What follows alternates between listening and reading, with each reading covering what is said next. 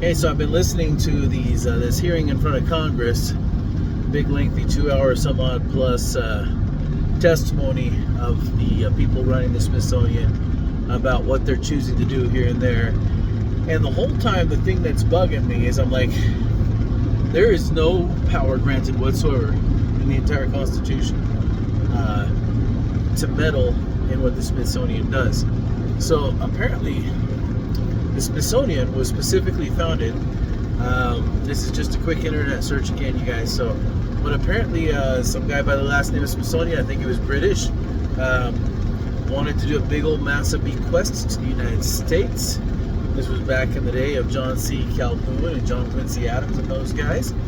And he wanted to do a big old bequest to the United States government, and specifically, the money had to be used for the purpose of the diffusion of knowledge, and it had to bear his name. That was all that was required. So apparently they debated, okay, can we do this? Can we do that? Can we do this? Can we do that? And they came up with the museum, I guess, right? So anyhow, I think the more important point here is where in the heck in the Constitution does it allow for the diffusion of knowledge? And if you tell me it's general welfare, you're just showing me your ignorance regarding the Constitution. I'm just gonna say it. Please don't be offended, but seriously, that's really a lack of searching the Constitution diligently. Okay. When you read Article 1, Section 8, Clause 1, it lays out three purposes that are the only three purposes for which the tax dollars can be used. Okay? Three categories of purposes. Okay? General welfare, common defense, and to pay debts. Now, follow then the following clauses afterwards. Why in the heck did they list the particulars that deal with borrowing money on behalf of the United States? If they say that the purpose of the tax dollars is for paying debts. Or let's go to common defense, because this is way obvious. Why did they even bother laying out, letters of marque and reprisal, declare war, offenses against the laws of nations, establish and maintain a navy, establish an army, but the funds shall not be used for any longer than 2 years at a time. The property clause 17, which was one of the most ridiculously misinterpreted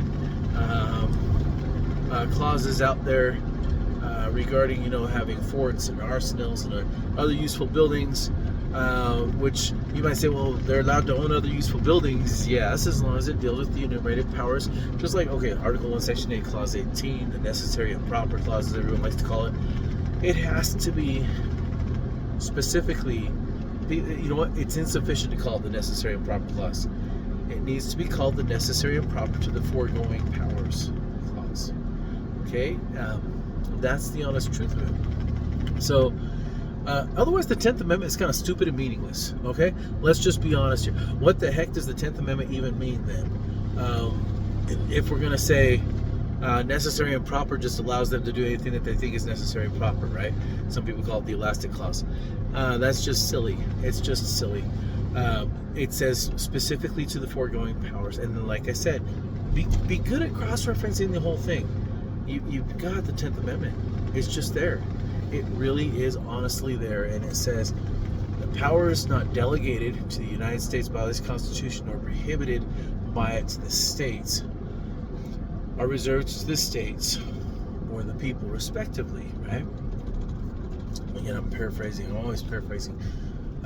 But anyhow, if general welfare just means anything that they say is for general welfare, then, gosh, that's an easy way to bypass the 10th Amendment. If necessary and proper just means anything they think is necessary and proper for government to do, that's why I'm saying read the rest of it. It's not necessary and proper because the government likes it. It's necessary and proper to the foregoing powers. Even without the 10th Amendment, the implication of the Constitution is that they had to clarify that. They felt the need to clarify And yes, we do have the power to do things that are necessary and proper to carrying out the foregoing powers, right? Because nobody was going to let them just have any powers they wanted. It just wasn't going to happen. And so that was the moment when the Constitution gained legal force. Okay, we're not talking about originalism here. We're talking about obviousness when you read the legal document, period. In the big picture of it, and you understand the whole thing. Anything less than that is a dishonest reading. So now, coming back to this bequest, he said, well, I'm going to let you take the money, but you have to use it for the diffusion of knowledge, and it has to contain my name. The institution is. A simple answer from the Congress should have been, sorry, we can't take the money then. That's all. That's all, because literally nothing in the Constitution allows us to meddle with the diffusion of knowledge. Okay? Nothing allows us to set up any kind of program to oversee, manage that kind of program. And so we just can't do it. And this is going to be interesting, is John C. Calhoun, I guess, is one of the main ones back in the old days who said, where in the Constitution does it allow us to meddle with anything regarding the diffusion of knowledge? It doesn't, right? And so that was his big stance, was I guess he was serving in Congress, and he says, we're not allowed to do this. We're just not allowed to do this, period. Because any powers that aren't delegated by the Constitution to the United States federal government, nor prohibited by it to the states, or reserved to the states or to the people. And so the power of diffusion of knowledge is reserved to the states or to the people. I don't care how much money somebody gave you, you just don't have the right to do it. And so, J. Reuben Clark said, whenever we amend the Constitution by any other means than the prescribed means, we're sinning. That's pretty interesting language right there. And we will begin to lose our freedoms. Now that's pretty interesting to me. So, because when I'm listening to this hearing in front of Congress, I'm sorry, that's just a mess. By its fruits, you know it, right?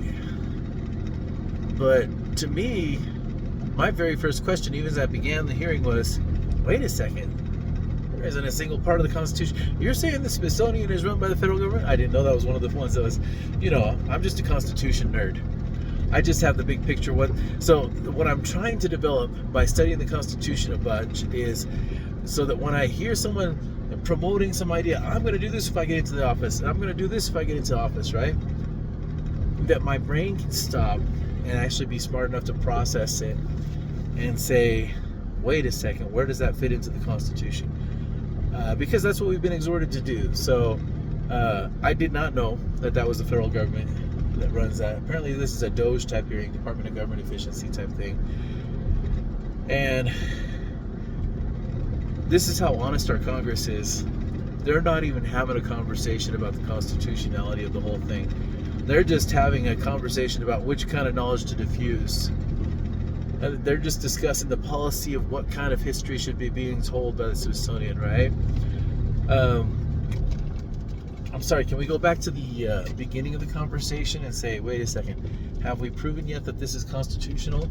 And if you're going to tell me we've proven it's constitutional by doing it, right, and it's settled law, there is no such thing as settled law. I'm trying to find the procedure for settled law in the Constitution. Oh yeah, it's not there. There's no such thing. So, settled law is another way of saying we've amended the Constitution in a way that the Constitution has not prescribed. And, well, we know what J. Reuben Clark said about doing that kind of thing. So, anyhow, there's my thoughts for you. Not sure what we can do about it, but look at the fruits. Look at the fruits. It's unconstitutional. So, and by its fruits you know it. So, and if you don't know what I'm talking about, go back and listen to those hearings. You'll be like, holy smokes, is that really what they're presenting at this place? Yeah, that's what they are, I guess. So, anyhow, hey, thanks for listening. I see you.